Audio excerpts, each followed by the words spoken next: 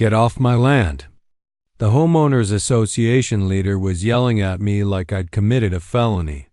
3 black SUVs blocked my way out of the driveway of my own inherited cabin.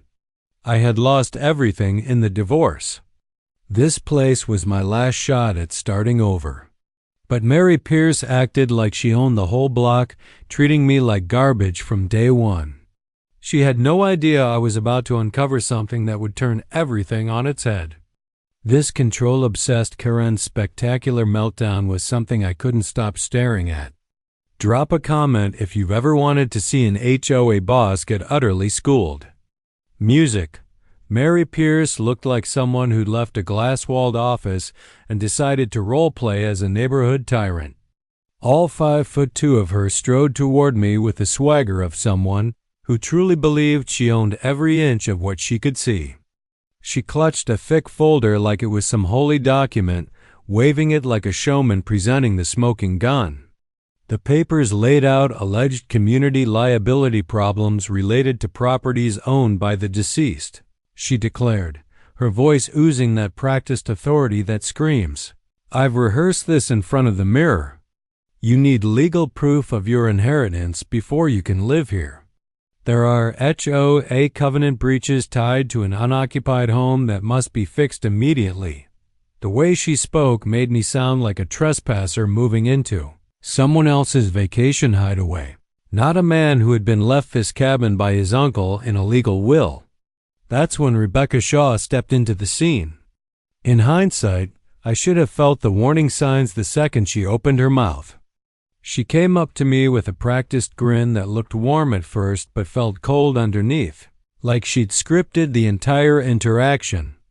"I'm an estate planning professional," she said, extending her hand with the friendliness of a long-lost neighbor. "I actually handled your Uncle Jim's affairs.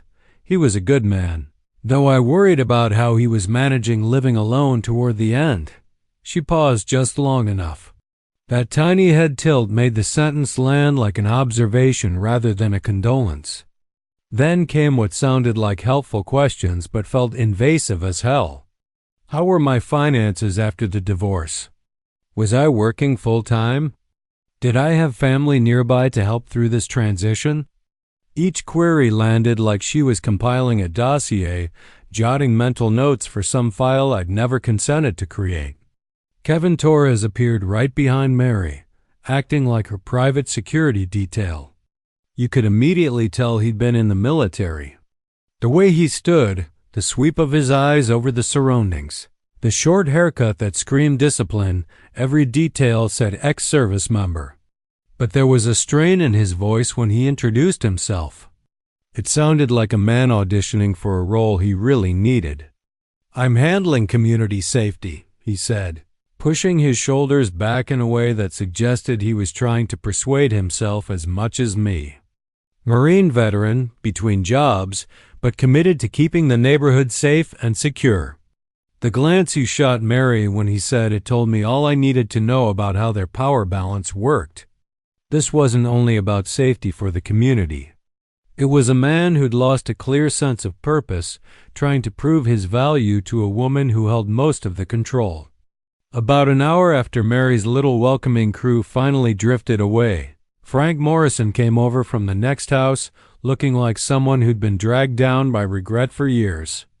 The man probably had to be in his 70s, with trembling hands and eyes that kept flicking toward Uncle Jim's cabin like he kept seeing the past. "I failed your uncle," he said without warning, his voice heavy with the kind of remorse that comes from missing a chance to help. "Jim kept telling me something was wrong with that Rebecca woman. Said she asked too many questions about property values and inheritances, always offering to assist with estate planning in ways that felt far too hands-on for a simple neighborly favor. I thought he was just getting paranoid in his final months. You know, old man living alone, maybe his mind was playing tricks." Frank's admission hit like a gut punch because I could see he truly cared for Uncle Jim, and the regret of not believing him was tearing the man up inside. The real shocker happened later that night when I went through Uncle Jim's desk trying to untangle the paperwork. That comes with inheriting someone's life. That's when I found it. An envelope with my name on it in Uncle Jim's shaky script, tucked in the back of the bottom drawer as if he'd saved it for this exact moment. Reading that note felt like a late-night talk with a ghost trying desperately to warn me about the danger I'd walked into. Charles, if you're reading this, I couldn't keep safe what mattered most. Rebecca Shaw has been plotting for 3 years. She stole my peace, isolated me from neighbors, and convinced them I was losing my mind. Trust no one until you see what's really going on here. Look at the old survey papers in the basement. You'll see why they want this land so badly. Time is short. Sitting in that quiet cabin, surrounded by my uncle's things and clutching his final warning, something fundamental shifted. The vulnerability that had crushed me since the divorce was still there, but it was joined by something else. A rising certainty that I had walked into something larger and far darker than a petty HOA spat.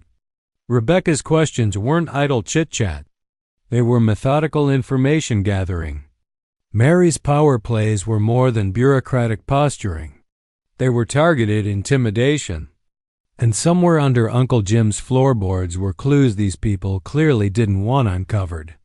Ever had that sick realization that the ground under you isn't as steady as you thought? That exact cold knot formed in my gut as I folded the letter, grabbed a flashlight, and headed down to the basement, wondering what my uncle had hidden below and why Rebecca had spent 3 years trying to get her hands on it. The next morning, Rebecca Shaw knocked on my door with a casserole and a smile that should have had a hazard sticker. You know that sense when someone's being helpful, but your instincts are screaming danger? That's exactly what I felt as she stood on my porch, picture-perfect neighbor, while she asked questions that sounded like small talk, but landed like an interrogation. "I brought you something to make you feel better," she said, handing over a dish that smelled homey but made my skin crawl. Moving is always a lot, especially when you're trying to recover emotionally after a divorce. My chest tightened with every familiar smell and creak of the place. These walls held 1,000 small memories that felt like evidence in a case. I kept picturing Uncle Jim's laugh, the way he fussed over his tools, and the silly hats he collected, all the ordinary details that make a life real. Behind those ordinary things, though, I began to suspect there was a buried motive: money, power, or something tied to a boundary line on an old map that someone had their eyes on for years. Handling the money side had been brutal legal bills, settlement details, the whole financial mess. But when Rebecca talked about it, it didn't sound like neighborly worry. It sounded surgical, like someone who'd already dug up the facts and was simply confirming them out loud. I kept asking myself, how did she even know about the divorce specifics when I'd never spoken about them here? What unfolded next was a textbook in social engineering that I didn't realize I'd been part of until it was too late. Rebecca had quietly cast herself as the welcome face of the street, and over the next few days she made a point of stopping by every house under the pretense of helping me settle in. Cookies, casseroles, fresh bread. She showed up like the ideal neighbor who just wants to help, only her conversations weren't about sugar or weather. They were reconnaissance. She asked about my adjustment, my visitors, whether anyone had noticed unusual behavior, questions that, on the surface, sounded caring but were actually building a profile of the new man at Jim's place. The woman next door later told me Rebecca spent almost an hour grilling neighbors about my job, my finances, and even my mental health during the divorce. It was framed as concern, but the subtext was clear: collect anything that could be used to paint me as unstable. Rebecca did it with surgical subtlety. She'd sit in living rooms, coffee in hand, leaning in to tell stories about other divorced men she'd supposedly helped, men who'd slipped into substance issues, anger problems, or bad financial choices. "I'm not saying he's showing signs," she'd say with a head tilt and a soft voice, "but we should watch for red flags." By the time she left, a seed of doubt was planted, no accusations, Just enough suspicion to shift how people viewed me. Then she crossed a line I didn't even know existed. She called my workplace. My boss pulled me into his office, confused, saying some woman had phoned asking for a character reference about the new hire from our neighborhood. She'd framed it as routine vetting, but the call was fishing for details about my performance, my emotional steadiness, and whether I'd mentioned any legal or financial trouble to colleagues. Hearing him repeat it, hearing the question she'd asked, made my stomach drop. That call wasn't community concern. It was reputation sabotage disguised as kindness. Frank Morrison, who'd been racked with guilt for not listening to my uncle's earlier warnings, began noticing patterns too. Rebecca wasn't making small talk. She focused on property values, will changes, and timelines tied to inheritances. She kept circling back to Jim's last months. Was he confused about paperwork? Had he talked about changing his will? Those weren't casual curiosities. They were targeted probes aimed at finding a legal weak spot to exploit. Real blow came when one neighbor, a decent guy, who'd been uncomfortable with all the whispering, told me what Rebecca had been saying in her community safety exchanges. She'd uncovered a temporary restraining order filed during my divorce. It was dismissed in less than 2 weeks, a tactic my ex's lawyer used, not a real safety case. Rebecca repackaged that closed, irrelevant filing as evidence that I might be volatile, a possible threat to the neighborhood. She even brought up my depression treatment from the divorce year as if it were a ticking time bomb. This wasn't gossip. It was targeted character destruction. That night I dove back into Uncle Jim's things. In an old photo album I found careful, dated notes he'd written over 3 years, observations, small warnings, the kind of neighborhood diaries elderly people keep. The first entry mentioned Rebecca not long after she arrived. 2 weeks after my cancer diagnosis went public, she moved in. Coincidence? The notes documented a pattern, specific questions about property lines, inheritance timing, and whether Jim had mentioned changing legal paperwork. The entries grew more precise and more alarming month after month. A final note, written just 2 months before Jim died, was chilling. According to the Journal, Rebecca had moved to other communities after someone there received a serious medical diagnosis, always showing up as an estate planning savior, always asking the same pointed questions. She wasn't a random neighbor. She was a repeat player who targeted elderly owners, positioning herself to take advantage of whoever was vulnerable. Sitting there with those notes in my hands, the game changed. I wasn't facing bad manners or petty HOA politics anymore.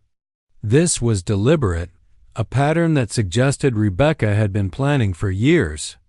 And suddenly the small acts of help I'd tolerated didn't look like kindness. They looked like research. I realized then I wasn't just fighting a loud HOA president. I was up against someone who knew exactly how to weaponize people's fears, and now she'd aimed her operations straight at me. Frank Morrison showed up the next morning like a man who'd been up all night fighting with his conscience, a thick stack of papers clutched in his hands. "I need you to see this," he said, voice heavy with the kind of regret that sounds like a confession. After our talk yesterday, he'd gone through the boxes Jim asked me to hold in my garage, the ones I never opened because I assumed they were just old keepsakes. Frank spread the pages across my kitchen table, and what met my eyes chilled me to the bone. These weren't casual notes. They were dated, detailed logs of every time Jim and Rebecca had crossed paths over the last 3 years' times. Direct quotes, the small shifts that, when assembled, painted a deliberate pattern. Jim had started keeping the records because he sensed something off. Rebecca kept volunteering to help with estate paperwork, but kept steering conversations toward boundary lines, development plans, and mineral rights. I'd chalked Jim's warnings up to grief and illness. Looking at the entries, I realized how wrong I'd been. Frank's hands trembled as he tapped entries with a finger. I was wrong, Charles. I missed it. The pages showed Rebecca arriving during chemo recovery windows, offering legal help when Jim was at his weakest, then casually questioning his capacity. These meds can affect your judgment. Sometimes people make choices they regret, she'd say, while offering to review his will.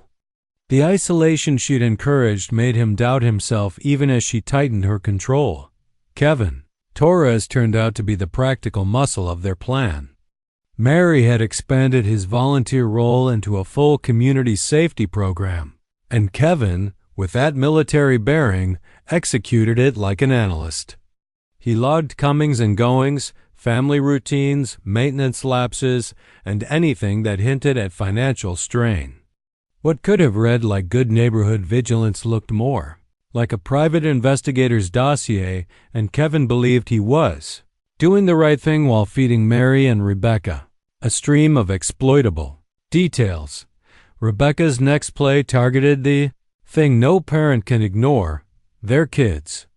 She convened so-called safety meetings for parents, framing herself as experienced in child welfare and behavior.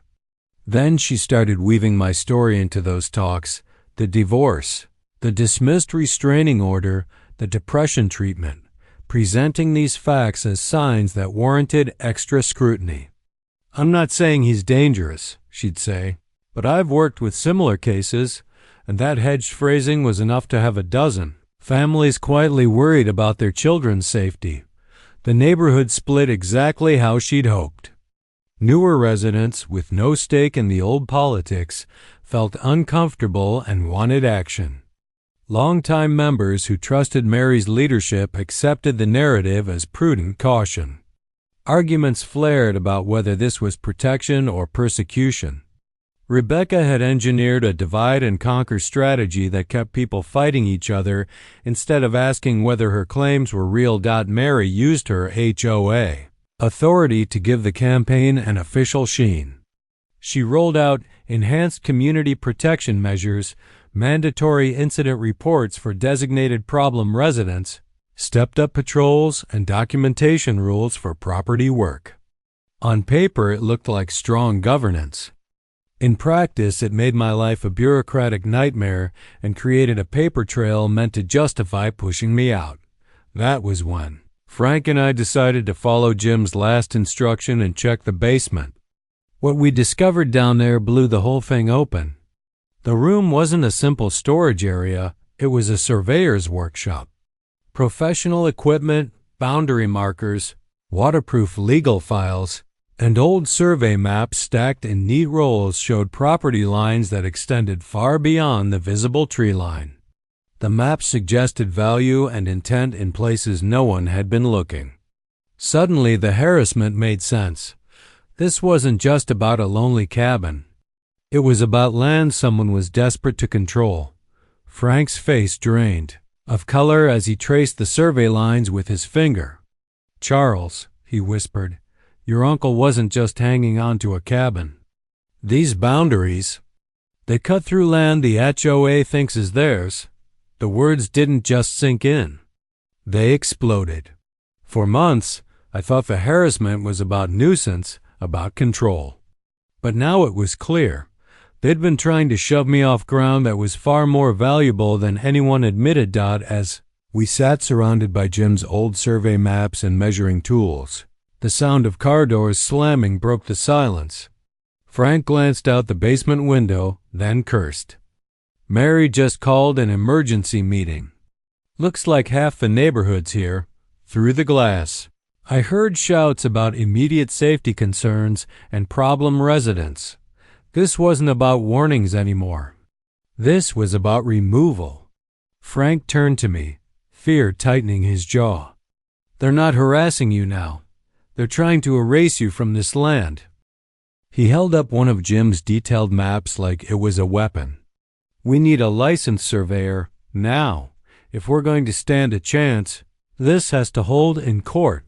His urgency made it clear. This wasn't curiosity.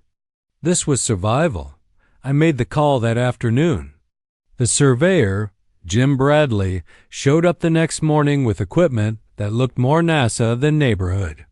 For 3 hours he worked the property, cross-checking every line against county records while Frank and I sat on the porch, coffee cooling in our hands. When he finally walked over, clipboard under his arm and eyebrows raised, I knew our world was about to tilt.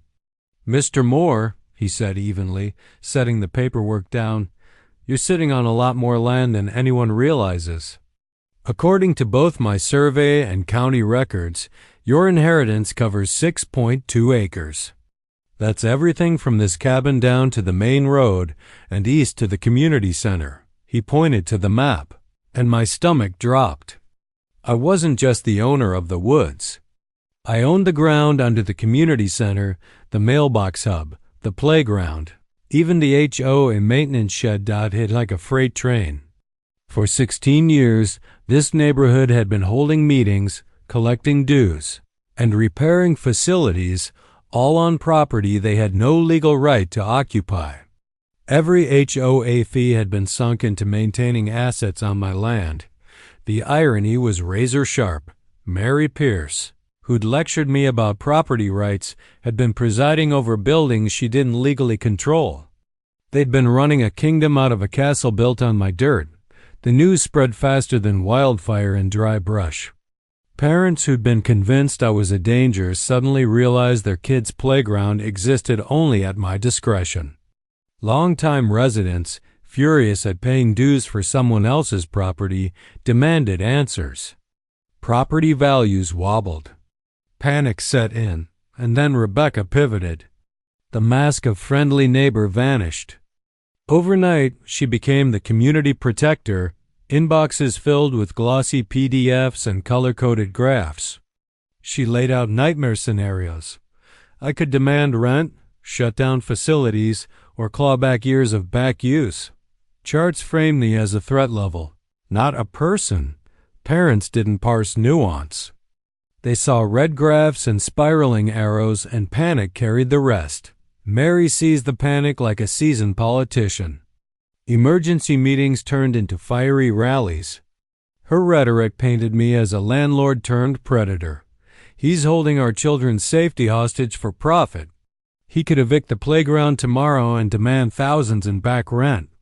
What began as whispers in living rooms had escalated into open warfare, with my name cast as the villain on every flyer, every inbox, every HOA speech.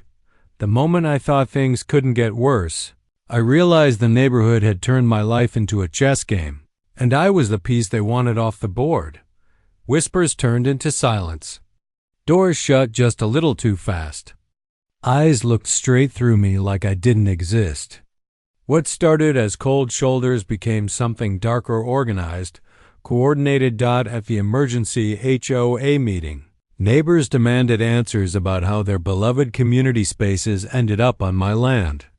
As the crowd thinned, I caught two figures plotting in the corner. One placed a hand on the other's shoulder and whispered with chilling confidence, "Don't worry about the law. I have methods much better than that. By next week, he'll be begging to sell." The smirk that followed told me everything. This wasn't about negotiation. This was war. The very next morning, I saw the first strike. The street outside was empty. No kids waiting for the bus.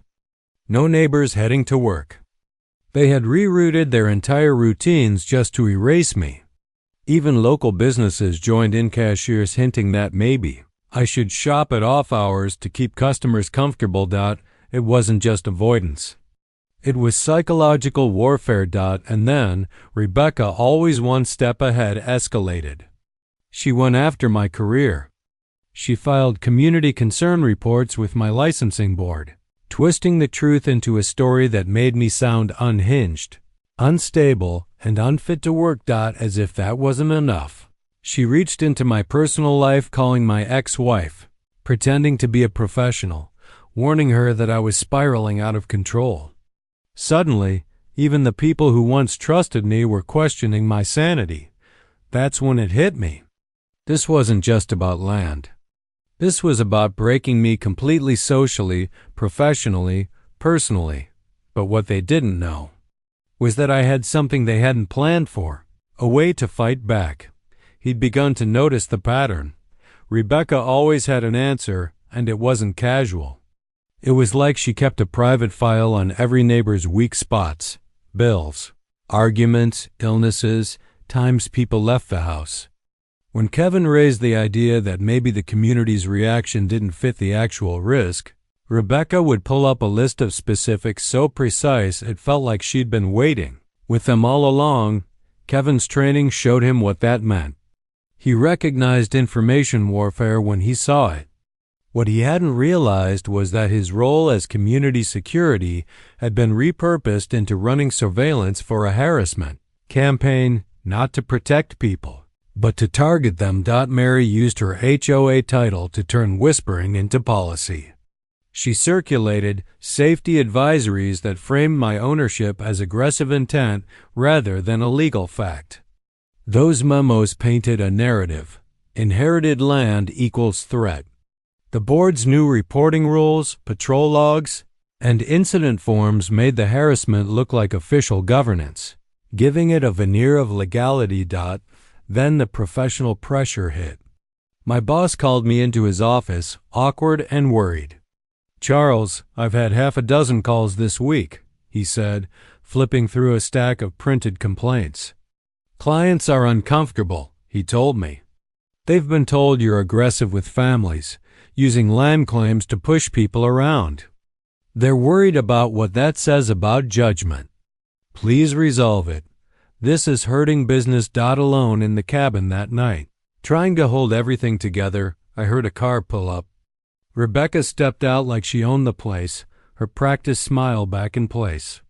"We can stop this from getting worse," she said on my porch, soft as a nurse and twice as dangerous.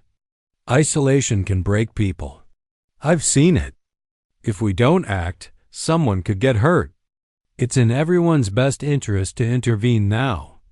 The help was a threat in disguise, a script designed to make any future incident read as inevitable, not orchestrated. Then Kevin showed up at dawn, shaking and hollow-eyed. He set a manila folder on my table. "I need you to see this," he said. Inside were pages that made my stomach drop. Patrol notes, observations, schedules, lists, the product of months of his security rounds. Everything he'd logged, late payments, odd comings and goings, overheard arguments, elderly neighbors who wandered and forgot. It was all there in clinical detail.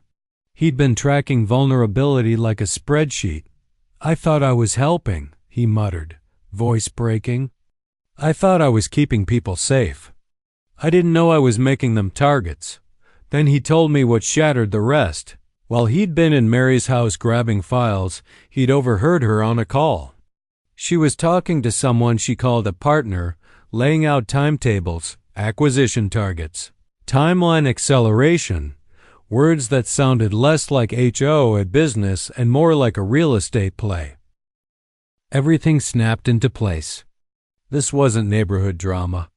It was a planned campaign, social pressure, professional hits, and now the machinery of acquisition humming in the background.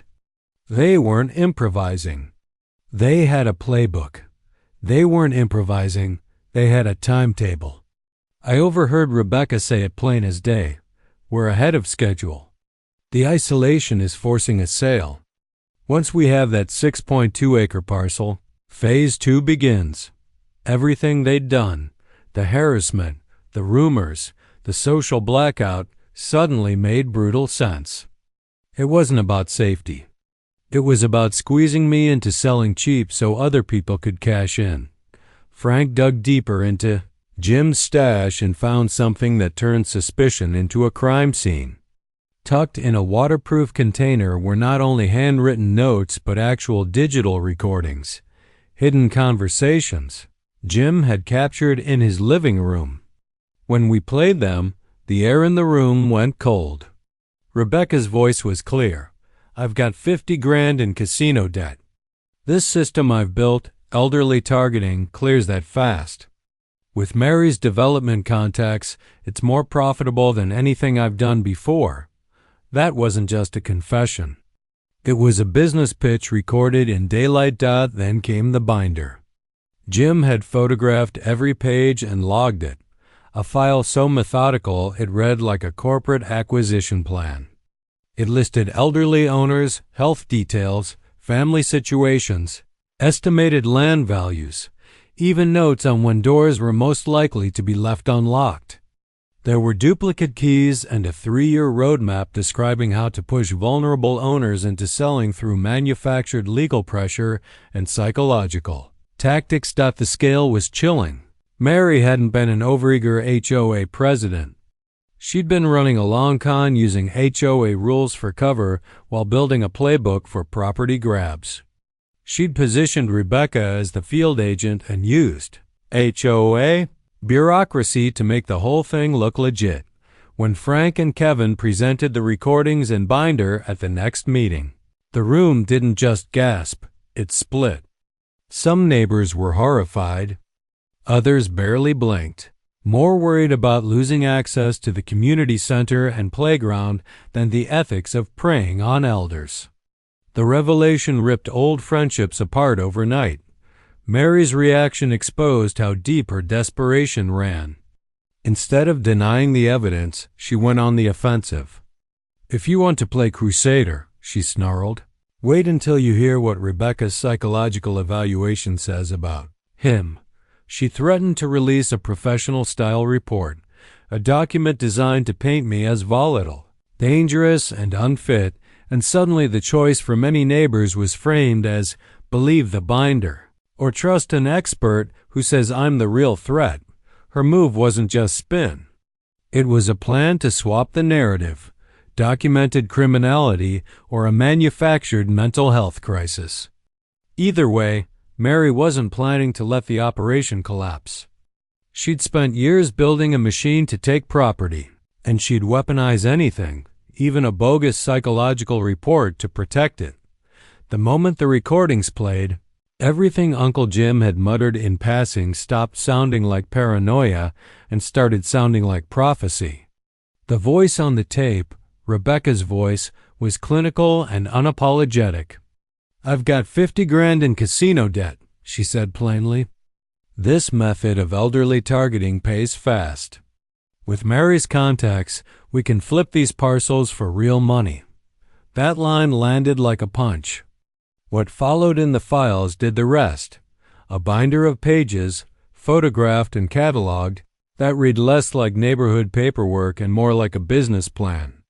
It listed names, health notes, family situations, estimated parcel values, even notes about keys and the best times to knock on a door. Jim had recorded everything. He'd hidden a recorder in his living room and captured Rebecca explaining, step by step, how she groomed communities and weaponized neighbors. The scale was brutal. This wasn't petty HOA drama. It was an acquisition operation dressed in small-town civility. Mary's role was accountant, recruiter, and cover. The HOA gave legitimacy to harassment and provided the paperwork you could show a judge. Rebecca was the field operator. Kevin's patrol notes were the intelligence feed. The binder even spelled out tactics: leverage elder isolation, manufacture legal disputes, force sales below market, flip to developers. When Frank and Kevin took the evidence public, the neighborhood split open.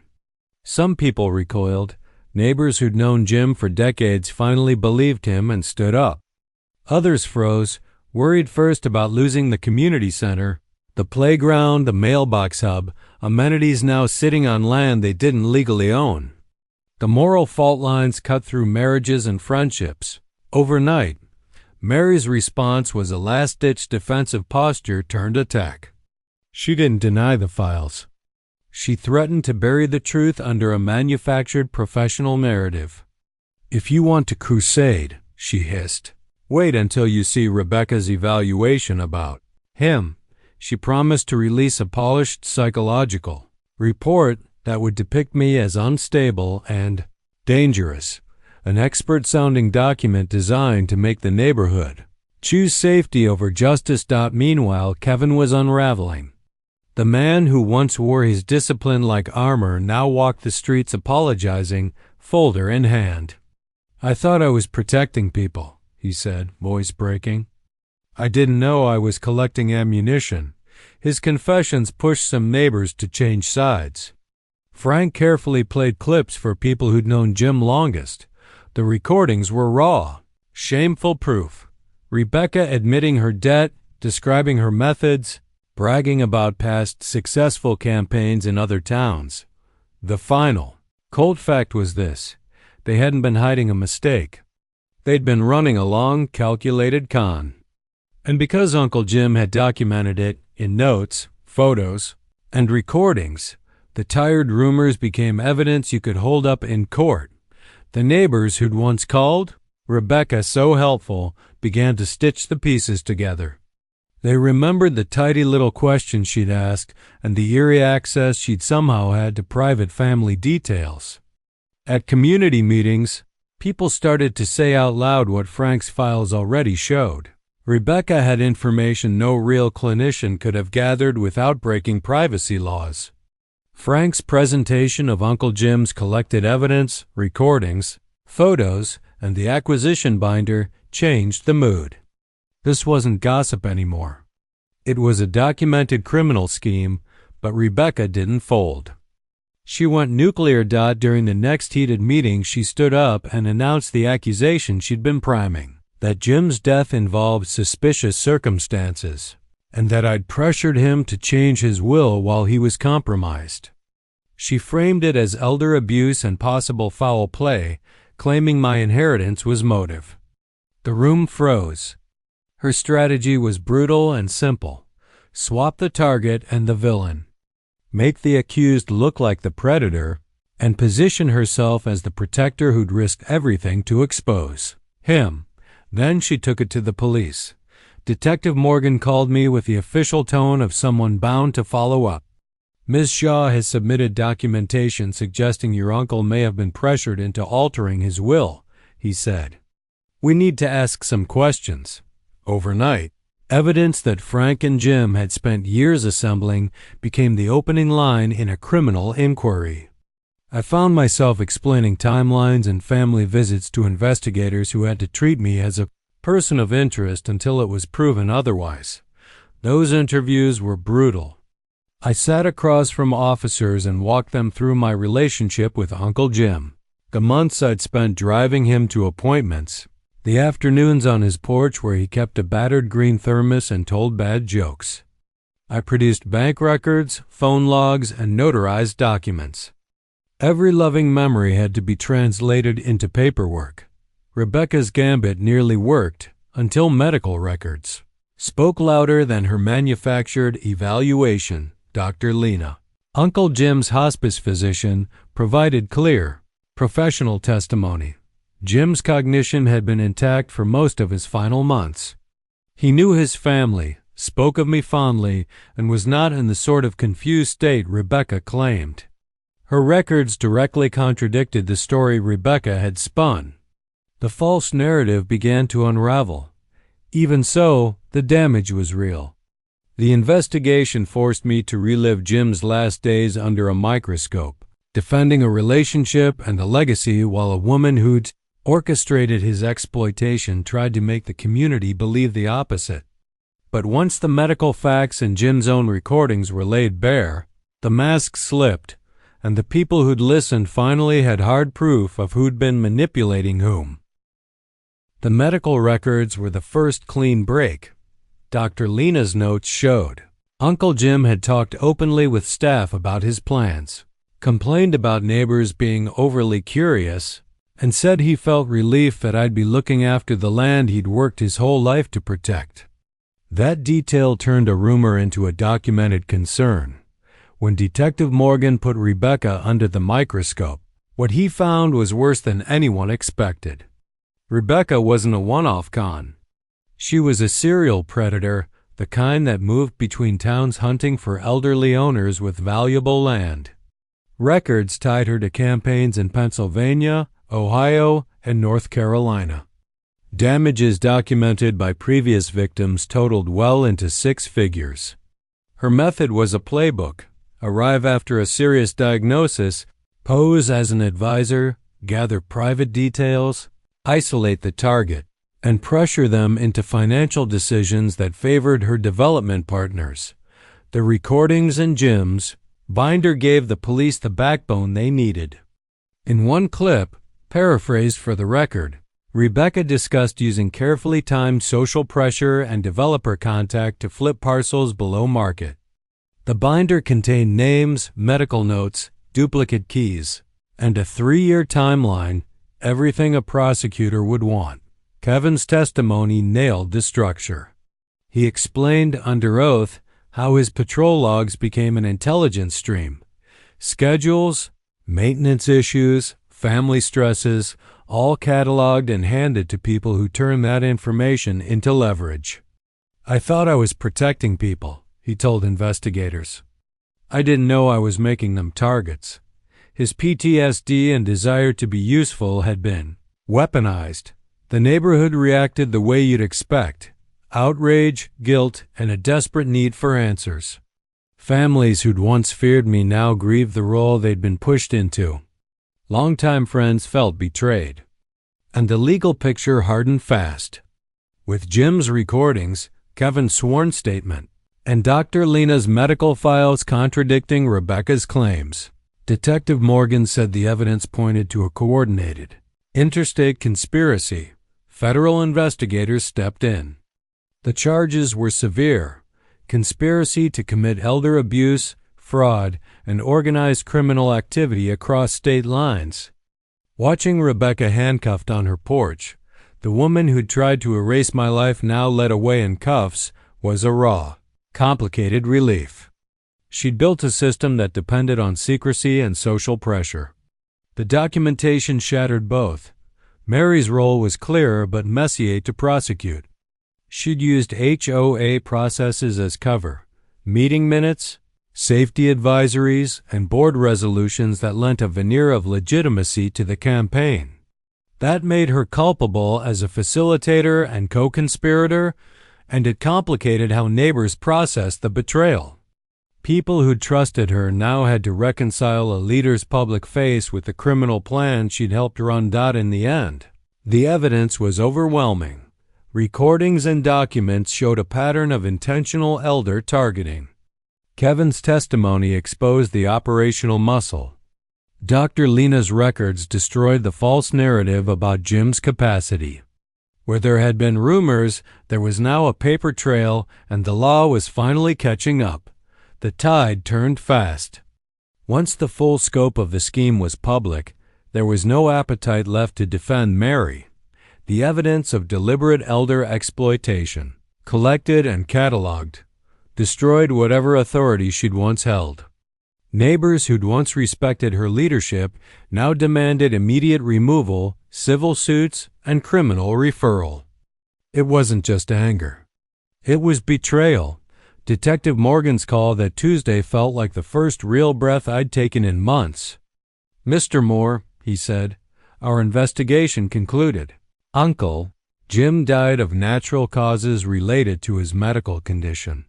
Ms. Shaw's allegations were fabricated and appear aimed at obstructing justice." Relief hit me so hard I had to sit down.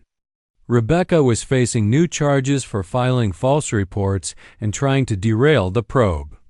The law was finally catching up. The emergency HOA meeting that followed was historic and ugly.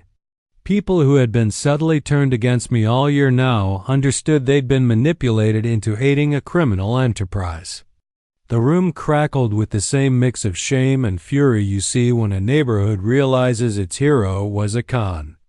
Parents who'd once feared me demanded answers about how their protective instincts had been hijacked to gaslight elders. Mary's unraveling was public and complete. When residents formally moved to strip her of every HOA role, she exploded. "You owe me," she screamed, voice cracking. "I built this place. Without me, your lawns are nothing." Then the threats came, venomous and deliberate. "If you vote me out, I'll make sure half of you don't come out of this clean. I know everyone's secrets." It was the moment her mask fell. The woman who'd weaponized trust now tried to weaponize shame. She tried to cling to the podium.